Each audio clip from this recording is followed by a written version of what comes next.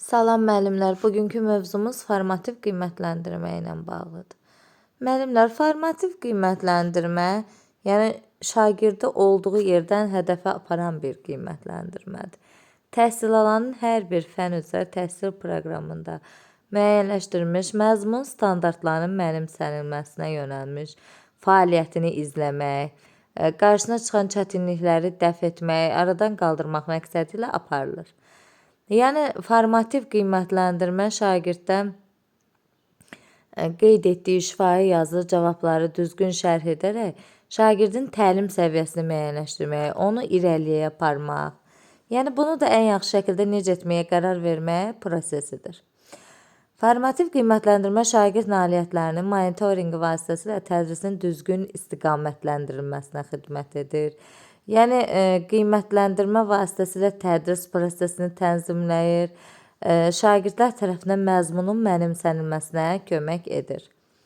Burada tapşırıq vermə müşahidə üsullarından da istifadə olunur.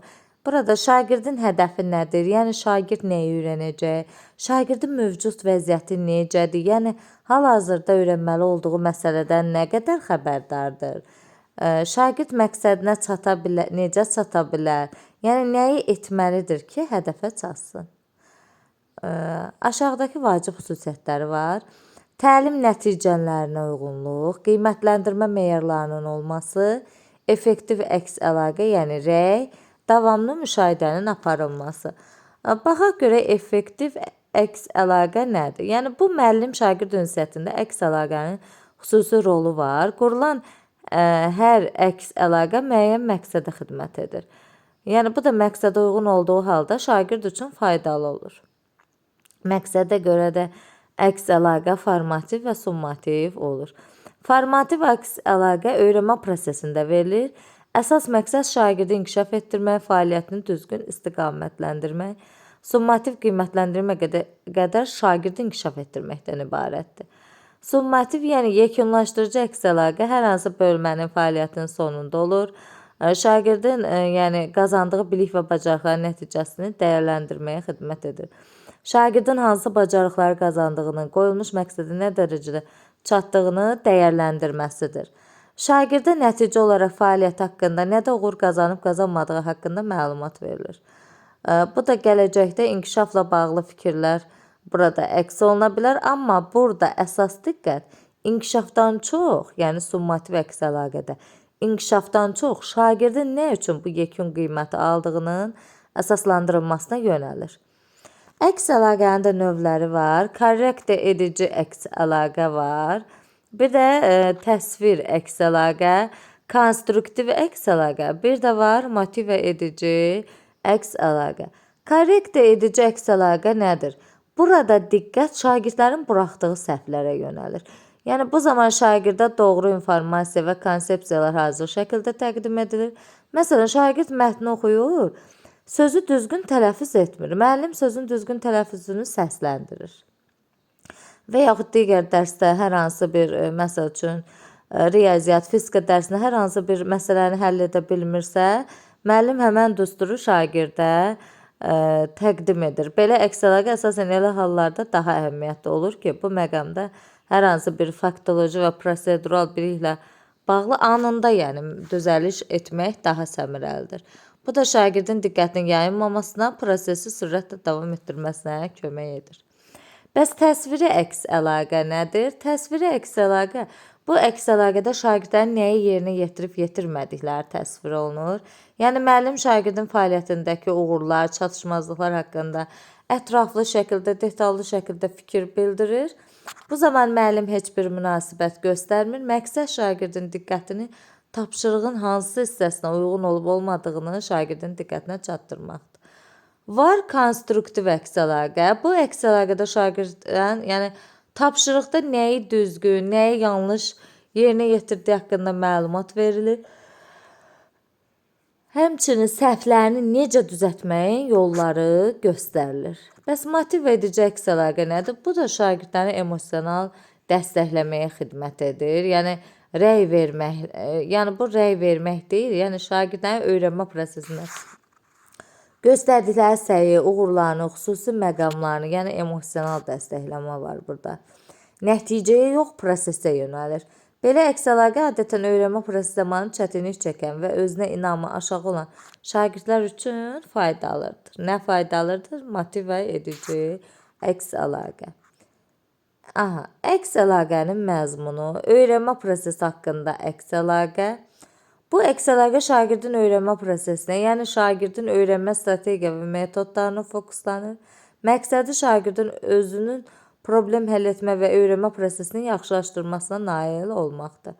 Proses haqqında verilən əks əlaqə konstruktiv, təsviri, motive edici, korrekt edici ola bilər. Məzmun haqqında əks əlaqə. Bu əks əlaqə fənnin məzmunu ilə bağlı olur. Şagirdin təqdim etdiyi tapşırığın məzmununa yönəlir. Materialın dəqiqliyi, aktuallığı, dərinliyi haqqında informasiya verir. Məzmun haqqında verilən əks əlaqə konstruktiv, təsviri, korrekt edici ola bilər. Məhsul haqqında əks əlaqə, yəni nəticə haqqında əks əlaqə. Burada əsas diqqət şagirdin gördüyü işin nəticəsinə yönəlir. Burada tapşırığın nəticə olaraq tamlığı, keyfiyyəti, qoyulan meyar və tələblərə uyğunluğu haqqında məlumat verilir. Məhsul, yəni nəticə haqqında verilən əks əlaqə adətən bu summativ, yekunlaşdırıcı olur. Əks əlaqə müxtəlif məzmunlu və məqsədli olur. Yəni ki, o zaman effektiv hesab edilir ki, şagird üçün faydalı olsun, şagirdə fəaliyyət və nailiyyət haqqında, onun öyrənməsi haqqında düzgün informasiya versin, şagirdə emosional cəhətdən dəstəkləsin. Müəllimlər təqdim edilən əks əlaqə növlərinin kombinasiyasına istifadə edə bilərlər. Əks əlaqə həm şagirdlərin özü arasında, həm müəllim-şagird arasında aparıla bilər. Həmçinin şagird öz fəaliyyətində də əks əlaqə verə bilər. Yəni, əsas məsələ odur ki, verilən əks əlaqə obyektiv olsun. Bunun üçün şagirdə tənqidi və yaradıcı təfəkkür, metakognitiv bacarıqlar formalaşdırmaq, onun emosional intellektini inkişaf etdirmək lazımdır. Əks əlaqə şagirdin yalnız akademik fəaliyyətinə deyil, onun davranışına, sosial bacarıqlarına, ünsiyyətinə də verilməlidir. Bu da müəllimin müşahidə bacarığının yüksək olmasına irəli gəlir. Davamlı müşahidənin aparılması. Müşahidə prosesi sinifdə gedən proseslərin qiymətləndirmənin ayrılmaz hissəsidir. Burada formativ qiymətləndirmədə də müşahidənin xüsusi rolu var. Yəni, şagirdlərin anlamasını ölçməyə, təlim ehtiyaclarını, fəaliyyətini dəyərləndirməyə, yəni onları inkişaf etdirməyə imkan olur.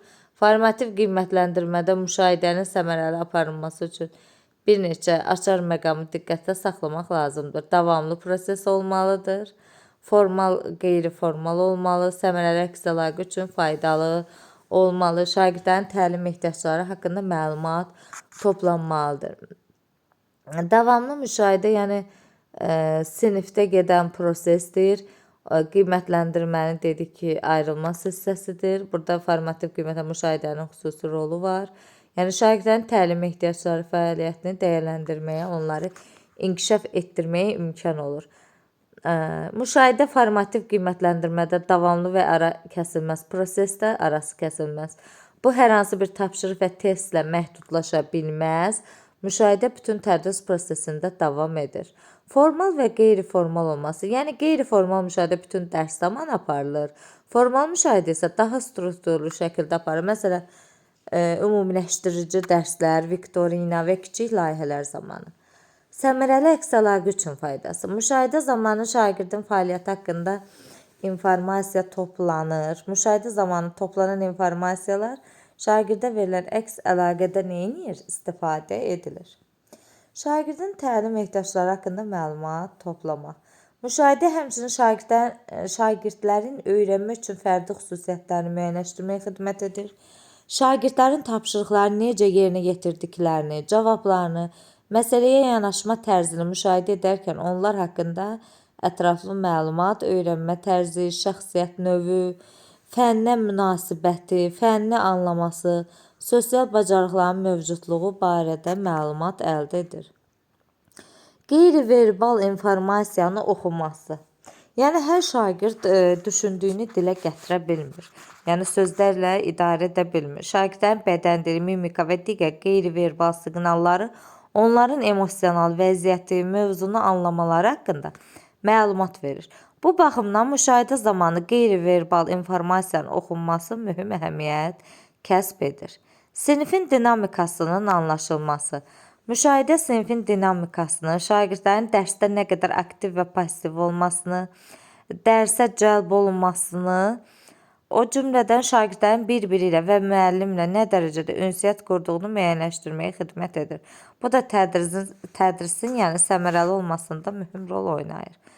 Qeydiyyatın aparılması. Müşahidənin nəticələrinin qeydiyyatı aparılmalıdır. Çünki bu qeydlər valideynlərlə, şagirdlərlə, digər müəllimlərlə müzakirə zamanı dərslərin planlaşdırması zamanı istifadə olunmalıdır. Özünü qiymətləndirməni dəstəkləmək üçün şagirdlərin özünü qiymətləndirmələrini dəstəkləmək, yəni özünü qiymətləndirmə haqqında düşünməyə sövq etməkdir. Yəni ki, öz biliklərindən, bacarıqlarından məlumat olmaq, bunun üçün yəni planlar qurmağa xidmət edir. Ümumilikdə formativ qiymətləndirmə zamanı müşahidə sinifdə şagird yönümlü, dəstəkləyici, mühüm, yəni mühitin yaradılmasına xidmət edir.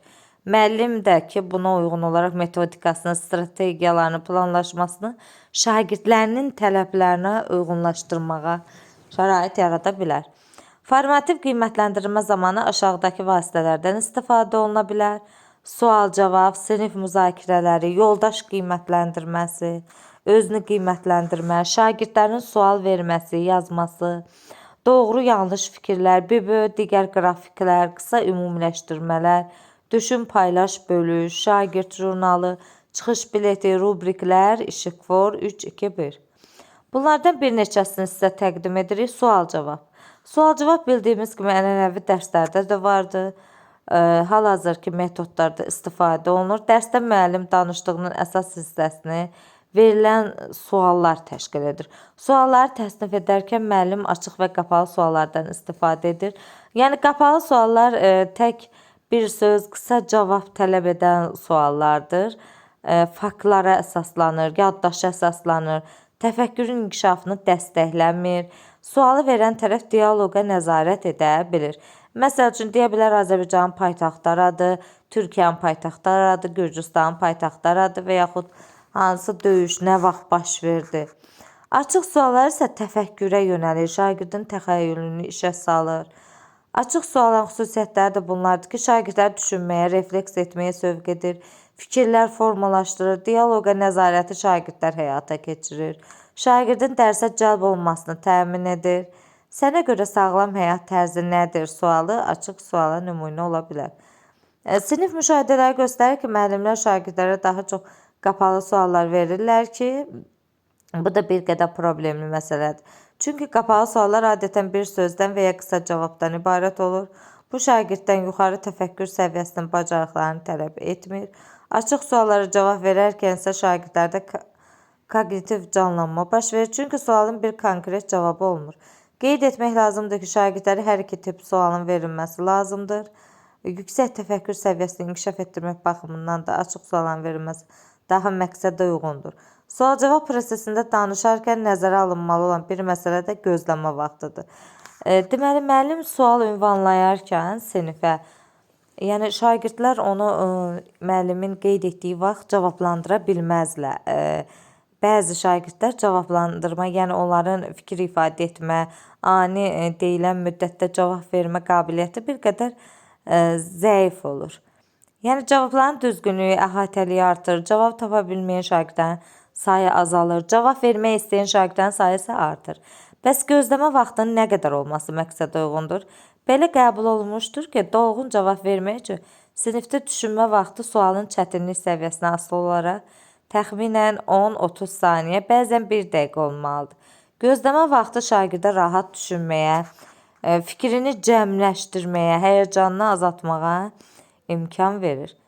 Bəs şagirdin özünü qiymətləndirməsi, yoldaş qiymətləndirməsi nədir?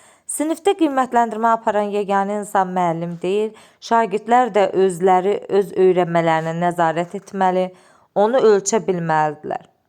Şagirdin özünü qiymətləndirməsi öyrənmədə vacib məqamlardan biridir. Çünki şagirdlər öyrənmə məqsədlərinə, yəni təlim nəticələrinə o vaxt çata bilərlər ki, Bu məqsədləri onlara çatmaq üçün nəyə ehtiyaclarının olduğunu başa düşürlər. Şagird özünü qiymətləndirərkən bir tərəfdən metakognitiv düşüncəni tətbiq edərək öz öyrənməsini ölçür, təlim məqsədlərinə çatmaq yolunda harada olduğunu yoxlayır. Digər tərəfdən də özü üçün öyrəndiyi strategiyaları və onları necə tətbiq edəcəyi barədə düşünür. Əgər şagirdlərin metakognitiv bilikləri olsa, müəyyən bir təlim fəaliyyəti üçün özlərinə daha əlverişli bir strategiya müəyyənləşdirə bilərlər. Özünü qiymətləndirmə şagird iki fəaliyyət həyata keçirir, öz öyrənməsini ölçür və inkişafı üçün öyrənmə strategiyası müəyyənləşdirir. Deməli, həm öz öyrənməsini ölçür və inkişaf etməsi üçün öyrənmə strategiyası neyinir? Müəyyənləşdirir. Özünü qiymətləndirmə zamanı şagirdlər özləri bir növ daxili diyaloq halında olurlar. Burada vacib olan məsələ şagirdlərin daxili səslərinin formalaşmasının, yəni öz fəaliyyətlərini refleksiya etmələrinin daim müəllimlər tərəfindən dəstəklənməsidir.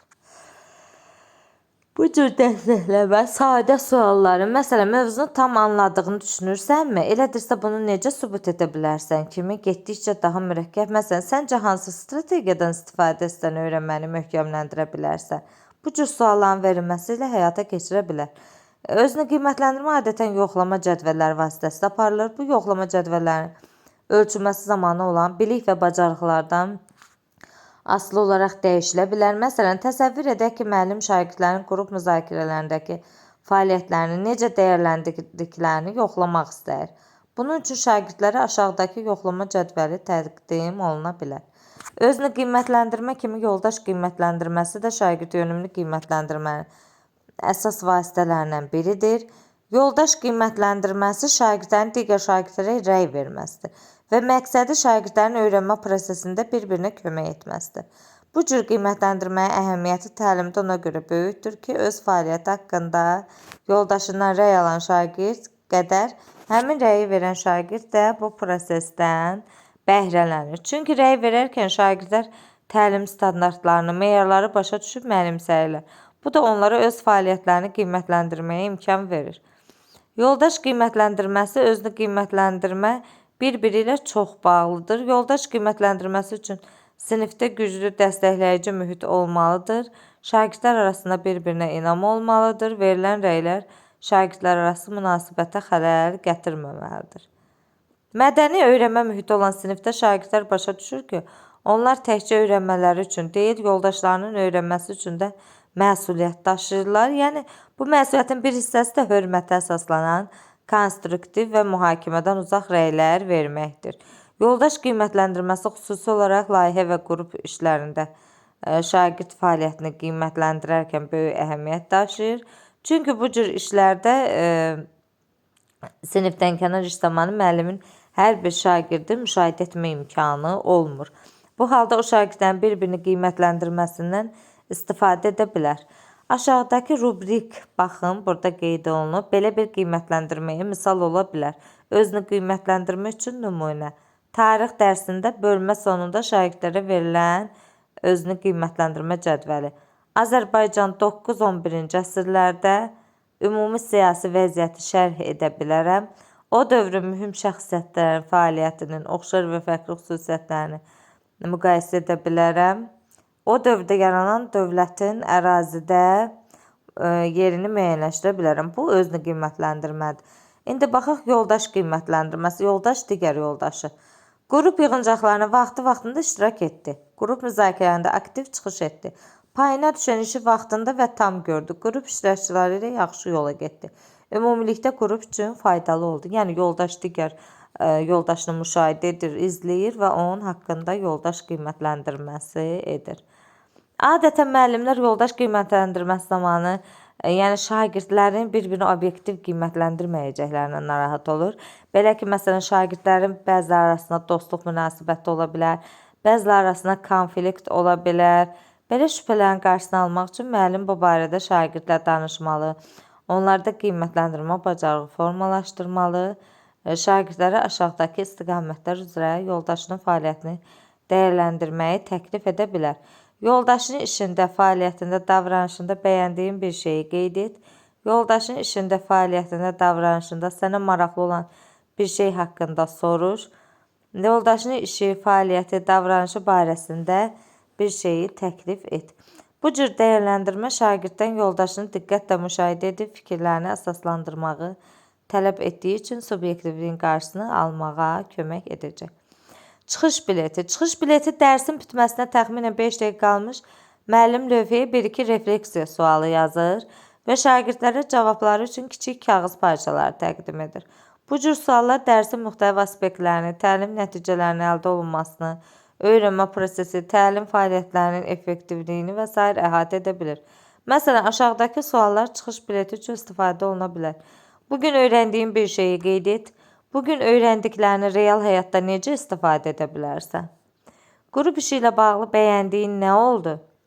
Mən bugün, məsəl üçün, filan bölməni başa düşmədim. Bugünkü dərslə bağlı ağlınızda hansı sual qaldı? Bax, bu cür. Şagirdlər cavablarını kağızlara yazdıqdan sonra müəllim onları yığır, təhlil edir, qiymətləndirmə baxımından əhəmiyyətini belə ümumiləşdirə bilər. Müəllimlərə şagirdlərin keçirmiş mövzu və dərsi nə dərəcədə yaxşı mənimsədiklərini qeyri-formal ölçmək imkanı verir. Şagirdlərə öyrəndiklərini refleks etmək imkanı verir. Rubriklərdən danışaq. Rubriklər qiymətləndirmə aparmaq üçün xüsusi meyarları olan və bələdçi rolunu oynayan qiymətləndirmə cədvəlidir. Rubriklərin əsas məqsədi şagird fəaliyyətini, yəni rubrikin əsas fəaliyyəti məqsədi şagird fəaliyyətini dəyərləndirmək və inkişaf etdirməkdir. Bu meyarlar adətən şagird fəaliyyətinin keyfiyyətini səviyyələr üzrə təsvir edir. Rubrik 3 əsas hissədən ibarətdir. Meyar, keyfiyyət, bir də meyarlara müvafiq keyfiyyət səviyyəsi. Meyar nədir? Şagirdlərdə nəyin qiymətləndiriləcəyi müəyyənləşir. Bu meyarların dərsin məqsədinə uyğun olması mütləqdir. Keyfiyyət səviyyəsi nədir? Burada meyarların necə və hansı səviyyədə qiymətləndiriləcəyi öz əksini tapır. Meyarlara müvafiq keyfiyyət səviyyələrinin təsviri. Hər bir səviyyənin meyarlara uyğunluğunun təsviri əks olunur. Şagird özünün nailiyyəti barədə aydın təsəvvürə malik olur. Burada ingilis dili fənninə aid esse müəyyənləşib. Baxaq. Bu esse yazılması ilə bağlı analitik rubrikin, yəni rubrikin də 2 növü vardı. Analitik və holistik rubrik.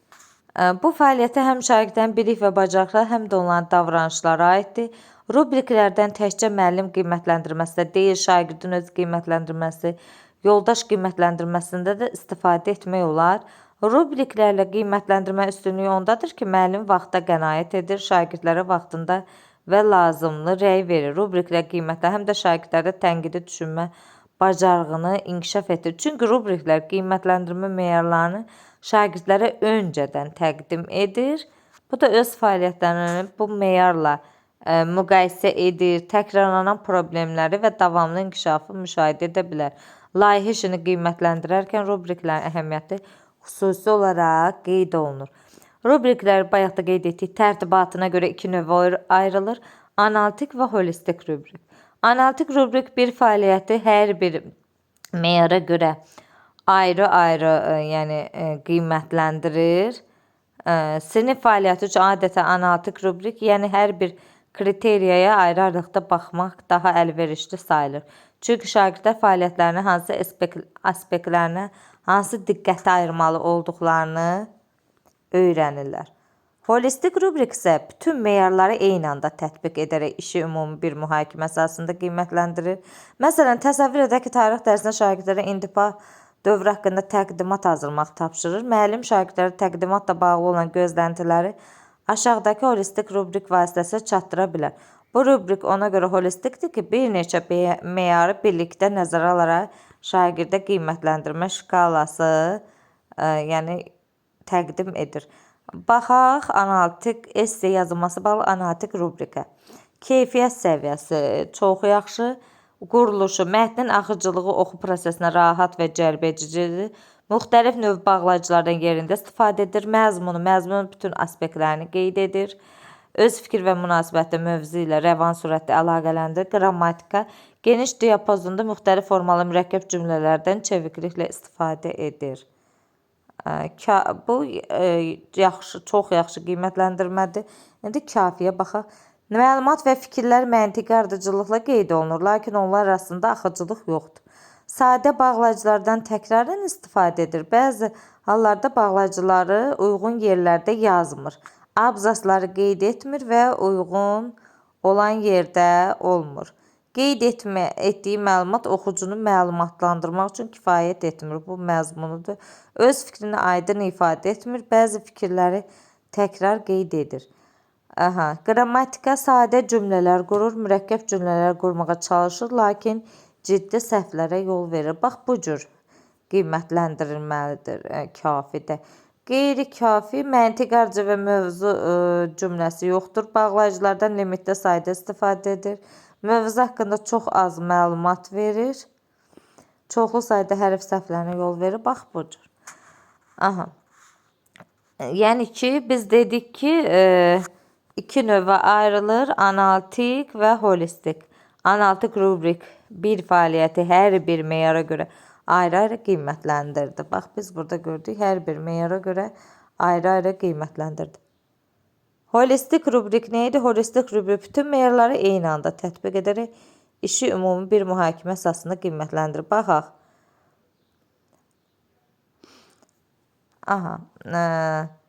İntibah mədəniyyəti haqqında təqdimat qiymətləndirmə holistik rubrik. Meyarlara müvafiq keyfiyyət səviyyələri bu dövrün bütün açar ideyalarını elmi texnik yeniliklərə araşdırır, təqdim edir. Bu dövrün dünya tarixindəki yerini nümunələrlə əsaslandırır. Bu dövrün bir çox açar ideyalarını elmi texnik yeniliklərə araşdırır. Bu dövrün dünya tarixindəki yerini əsaslandırır. Bundan başqa rubriklər ümumi və tapşırığa əsaslanma xüsusiyyətlərinə görə də ayıra bilərik. Yəni buradakı ümumi rubriklər, meyarlar ümumi olaraq müxtəlif növ tapşırıqlara aid edilə bilir və bu tapşırıqların öyrənmə məqsədləri də eyni olur. Məsələn, esse yazmaq, riyazi məsələ həlli, qrup işindəki fəaliyyət və s. essenin mövzusuna asılı olmayaraq hazırladığınız rubrik bütün esselər üçün dəyişməz qalacaq. Ümumi rubriklərin üstünlüyü ondadır ki, onları təkrarən yazmağa ehtiyac olmur. Tapşırığa əsaslanan rubriklər isə adından göründüyü kimi müəyyən spesifik tapşırıqlar, fəaliyyətlər üçün istifadə olunur. Rubriklər hazırlayarkən birinci məsələ rubrikin qiymətləndirdiyi tapşırıq və fəaliyyət üçün meyarların müəyyənləşməsidir. Yəni müəllim şagirdlərin nəyi gözlər, onların fəaliyyətini nəyə diqqət yetirir. Rubriklərdə müəllimin nəyə diqqət yetirəcəyi meyarlar şəklində yazılır, təsvir olunur və şagirdlər üçün əldə etməli olduqları məqsədlərə çevrilir. Rubrik meyarlarının seçilməsi üçün də bəzi meyarlar var. Məsələn, rubrik meyarları tapşırığın özünün aspektləri ilə bağlı deyil, təlim nəticələri ilə əlaqədar olmalıdır. Bundan başqa rubrik meyarları izah və müşahidə oluna bilən olmalıdır. Bu meyarları həmçinin bir-biri ilə əlaqəli olsa da, həm də fərqli olmalıdır. Rubrik meyarları ölçülə bilən olmalıdır ki, keyfiyyəti aşağı və yuxarı olaraq ölçmək mümkün olsun. Beləliklə, rubrik tərtib edərkən müəllim özünə şagirdin işinin hansı xüsusiyyəti onun öyrəndiyini sübut edir sualını verməlidir. Əks əlaqənin qurulması, effektiv rəyin verilməsi. Formativ qiymətləndirmə zamanı vacib məqamlardan biri də şagirdlərə verilən rəylərdir. Əks əlaqə rəy. Şagird necə fəaliyyət göstərib? Şagird daha yaxşı necə fəaliyyət göstərə bilər?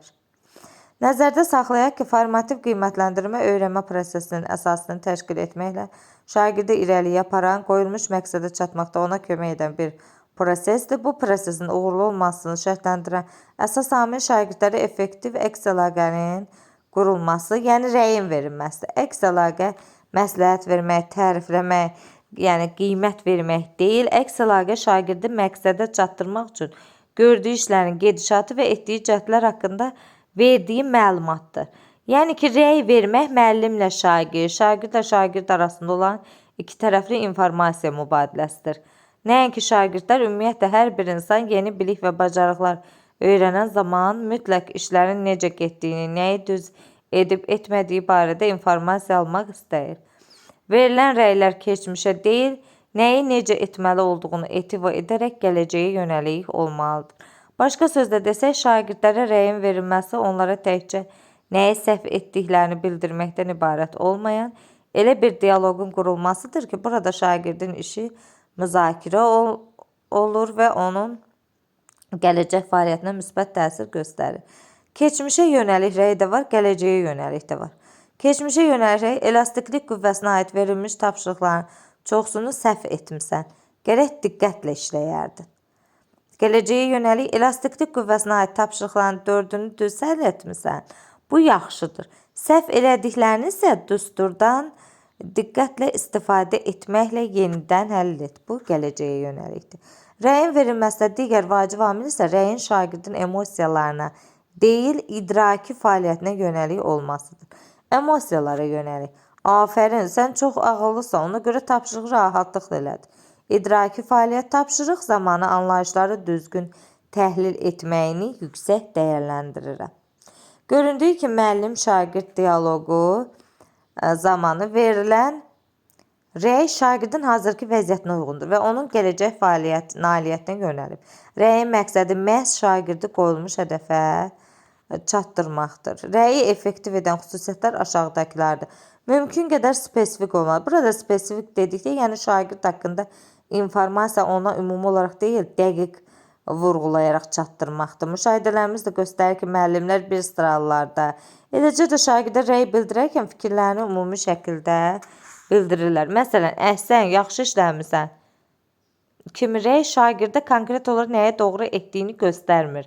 Eyni ilə hələ ki lazımi səviyyədə deyilsə, formatında verilən də şagirdə konkret olaraq nəyi düz etmədiyini və hansı səviyyəyə çatmaq üçün nə etməli olduğunu demir. Buna görə tədqiqatçılar bildirir ki, şagirdə rəy verərkən onun nəyi doğru etdiyini, nəyin üzərində işləyib inkişaf etdirməli olduğunu dəqiq bildirmək lazımdır. Yəni, şagirdin hər hansı bir fəaliyyətinin inkişafını qeyd ediriksə, bu inkişafı çatmaq üçün nəyi əvvəlkindən fərqli şəkildə etdiyini də vurğulamağımız onun üçün faydalıdır. Bundan başqa sonuncu dəfə rəy verdiyimiz müddətdən bu vaxta qədər şagirddə hansı dəyişikliklər və inkişafın olduğunu da onun nəzərinə çatdırmaq lazımdır. Mümkün qədər vaxtında rəy vermək lazımdır. Müəllim şagirddə müşahidə etdiyi və çatdırmalı olduğu bir məsələni ona günlər, aylar sonra yox, məhz həmin vaxt bildirməlidir. Bəzən heç də həmişə gördüyümüz həmin dəqiqə çatdırmamız mümkün olmaya bilər. Amma bununla belə rəy nə qədər tez verilsə, o qədər də effektiv olar. Şagird nailiyyətini təlim məqsədləri baxımından dəyərləndirmək. Şagirdə verilən rəy onların əldə etmək istədiyi xüsusi bir nailiyyət barəsində olduqda daha effektiv olur. Bu rəy şagirdlərə son məqsədə çatmaq üçün nə etməli olduqlarını aydın şəkildə bildirməlidir. Başqa sözlə desək, verilən rəy şagirdi qoyulmuş məqsədə doğru aparmalıdır. Rəyi şagirdlərə həssaslıqla çatdırmaq, rəyin şagirdə necə verilməsi onun şagird tərəfindən necə qəbul olunmasına da təsir göstərir. Ona görə verilən rəyin müsbət yanaşma ilə başlaması, pozitiv istiqamətdə olması vacibdir. Hər bir şagirdin gördüyü işdə sayı az da olsa mütləq müsbət məqamlar, yəni ki, onun gördüyü müsbət işlər mütləq vurğulanmalıdır ki, şagirdə həvəs yaransın, inamını, özünü qiymətləndirməsini yüksəksin, şagird özünü dəyərli hiss etsin. Müəllim nəzərə almalıdır ki, istənilən növ qiymətləndirmə şagird üçün müəyyən qədər emosional təsir daşıyır. Şagirdin yalnız problemli tərəflərini ona çatdırmaq onun özünə inamını, özünü qiymətləndirməsini kəskin şəkildə aşağı salacaq. Məlum məsələdir ki, müəllimin qiymətləndirmədə rəy verməkdə məqsədi şagirddə inkişafa nail olmaqdır. İnkişaf isə müsbət bir xüsusiyyətdir və ona görə hətta şagirdin bugünə qədərki fəaliyyəti yalnız səhvlərdən ibarət olsa belə, mütləq şagirddə daim inkişafı vurğulamalıyıq. Negativ rəylər bəlkə də gələcəkdə edəcəyiniz müsbət rəylərin də təsir gücünü artıq indidən azalda bilər. Buna görə də müəllimlər rəy verərkən həssas və konstruktiv olmalıdırlar. Bəzən müsbət məzmunu və niyyəti olan rəy şagirdə yanlış formada çatdırıla bilər və onun motivasiyasına mənfi təsir göstərə bilər. Tədqiqatçılara görə iki situasiya var. Burada verilən rəy şagirddə əks təsirə səbəb ola bilər. Bunlardan birinci şagirdin monitoringin çox ciddi şəkildə aparıldığı, yəni müəllimin daim ona nəzarət etdiyi, onun üzərindəki kontrolunu yaxından hiss etməsidir. Bu halda şagird həyəcanlanır, yavaş-yavaş öyrənmə prosesindən uzaqlaşır. İkinci hal isə rəy verilərkən şagirdin bunu sinifdəki rəqabət kimi anlamasıdır. Bəzi hallarda şagirdlərə verilən rəy onlar arasında rəqabət yarada bilər. Məsələn, sən də Əhməd kimi bu üsuldan istifadə etsəydin, nəticən yaxşı olardı. Nümunəsində şagird ona nümunə çəkdiyi üçün sinif yoldaşı Əhmədə qarşı qıcıq və ikrah hissi oyana bilər. Belə rəydən sonra həmin şagird öyrənmə prosesinə qoşulub inkişaf edə bilməyəcək. Belə halın baş verməməsi üçün müəllim mümkün qədər ehtiyatlı olmalıdır. Şagirdlərə verilən rəylər onları bir-biri deyil, özlərinin əvvəlki vəziyyəti ilə müqayisə etməlidir. Məsələn, keçən dərsimizdə fərqli olaraq artıq anlayışlar arasında əlaqə qurmaqla fikirlərini əsaslandırmış şəkildə izah edə bilirsən. Nümunəsi şagirdi başqası ilə deyil, özünün yəni əvvəlki vəziyyəti ilə müqayisə etmiş olur. Bununla da şagird özünü başqası ilə müqayisə etmək hissindən uzaq olacaq və özünün öyrənməsinə köklənəcək.